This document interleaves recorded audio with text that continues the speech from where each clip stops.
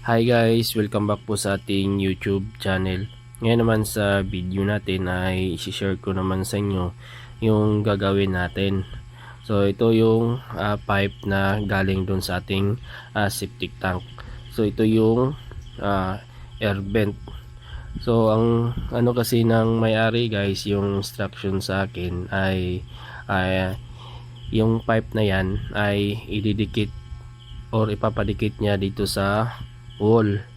Kaya ang ginawa ko, bumili ako ng dalawang 90 degree na elbow para yun yung ipasok natin dun sa pinagputulan natin para maidikit natin dyan sa wall.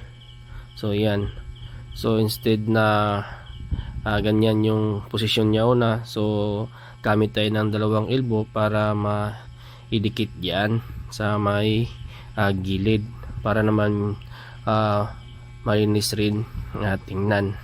So ngayon guys ay umpisa na natin yung pagputol ng pipe. So gagamit tayo dito ng lagaring bakal. So, umpisahan na natin yung paglagari. So yan guys, naputol na natin yung pipe. So yan yung pinagputulan natin. So ganyan yung posisyon ng elbow natin. Bali dalawa yan. So dalawang elbow yan para yano natin sa taas. So yan, so ganyan yung posisyon nya. So pagkatapos nating malagari yung pipe, yung may-ari naman ay nagsabi sa akin na babaguhin niya yung posisyon ng pipe.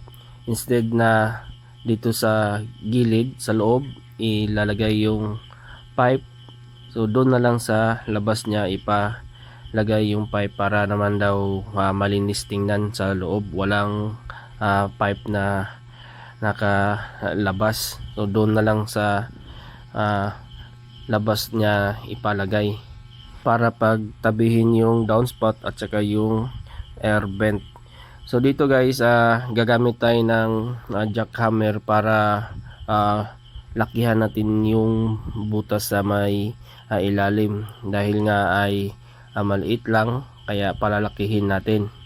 At matigas rin kasi dyan guys, dahil may nakalagay ng simento dyan.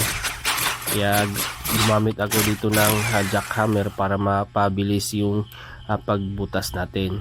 So yan guys, tapos na nating mabutasan at ngayon ay i-position natin yung dalawang elbow at lalagyan rin natin ng marker para mabilis natin kita yung alignment. Yan. So ngayon guys ay lalagyan natin ng solvent yung elbow. So gagamit tayo ng Shernan dito at gamit rin tayo ng toothbrush para dun sa paglalagay ng solvent. So yan guys, so ipasok na natin yung elbow.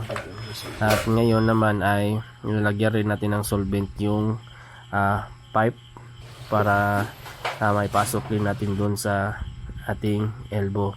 So yan guys, tapos na nating malagyan ng solvent at mailagay yung elbow sa labas.